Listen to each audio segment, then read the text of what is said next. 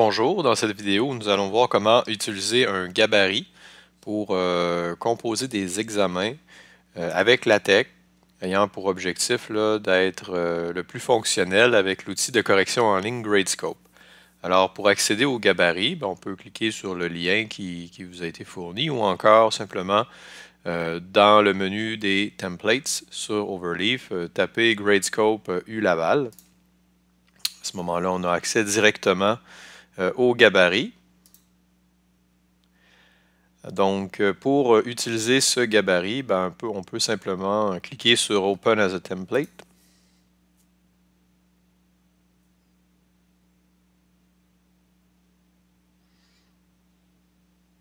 Parfait.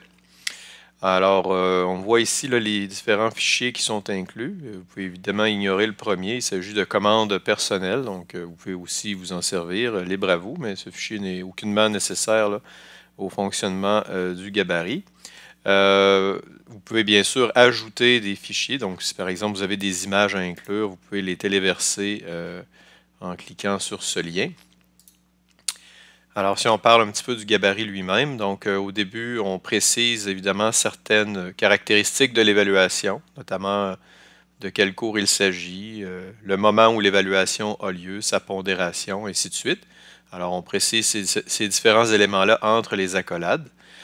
Il y a évidemment d'autres items qui ne sont pas toujours nécessaires.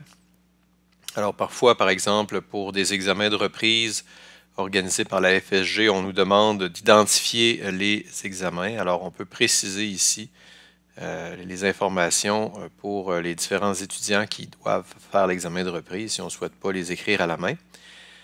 Lorsqu'on a un cours à section unique, on peut simplement préciser le nom de l'enseignant ou de l'enseignante. On peut aussi préciser le nom du coordonnateur ou de la coordonnatrice, le cas échéant. Quand il y a plusieurs étudiants, plusieurs sections, on peut simplement préciser le nom de chacun entre accolades. Et à ce moment-là, lors de la compilation, on peut constater que des cases à cocher ont été générées pour chacune des sections. Maintenant, pour ce qui est des directives, alors évidemment, toutes ces directives-là sont personnalisables. On peut bien sûr en ajouter, en retirer. En lien avec Gradescope, il est important de préciser que l'examen doit vraiment être identifié de telle sorte que le nom et le numéro d'identification apparaissent dans les cases prévues à cet effet. Il est important aussi, comme on en reparlera un petit peu plus tard, de préciser aux étudiants que s'il manque d'espace pour rédiger une solution, ils peuvent utiliser le verso de la feuille pour poursuivre. Donc, le nouveau numériseur permet de rapidement numériser recto-verso des examens. Donc, c'est vraiment la façon de faire qui est la plus optimale à ce stade-ci. C'est important aussi de ne pas dégrafer son examen pour éviter certains problèmes d'ordre des pages lors de la numérisation. On suggère aussi de ne pas surligner dans l'examen. Ça peut créer des problèmes au niveau de la numérisation. Des fois, le texte qui est surligné est plus difficilement lisible en fonction du surligneur qui est employé. Voilà. Donc, évidemment, tout ça est modifiable, bien sûr. Maintenant, une option importante. Donc, le nom de la classe du document qu'on est en train de regarder, c'est la classe que j'ai appelée examen.js. Maintenant, quand on précise l'option entre accolades verso, ça va engendrer des pages blanches qui vont être intercalées dans l'examen. Donc, ces pages-là vont correspondre au verso de chacune des feuilles. Donc, le verso de toutes les feuilles est numérisé. Et on doit, dans Gradescope, utiliser ce document PDF-là pour faire le plan de l'examen dans Gradescope. Bon, bien évidemment, donc on peut télécharger tout simplement le document en cliquant ici. Donc, l'examen Gradescope ULaval 1 est téléchargé. Donc, ça, c'est le PDF qui va être téléversé sur Gradescope pour l'examen. Évidemment, on ne veut pas envoyer ce document-là à la reprographie, hein, parce qu'il y aurait des pages blanches qui seraient incluses là, dans le document PDF destiné à la reprographie. Donc, quand on retire cette option et qu'on recompile, ben, à ce moment-là, on a notre examen habituel, là, sans page blanche intercalée. Donc, on peut aussi télécharger ce document-là et celui-ci devra être transmis au secrétariat pour la reprographie. Donc voilà.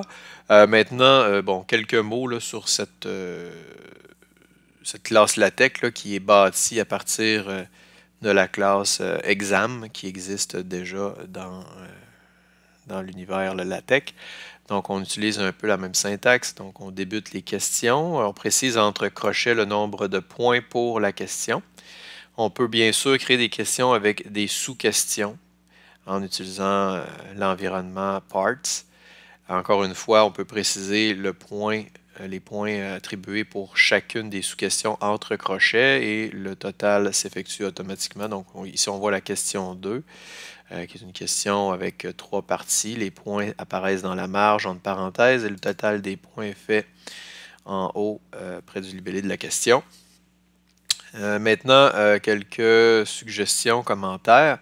Donc, lorsque nous avons des questions à choix multiples, alors il est préférable d'utiliser des cases à cocher plutôt que des zones où on peut écrire des lettres.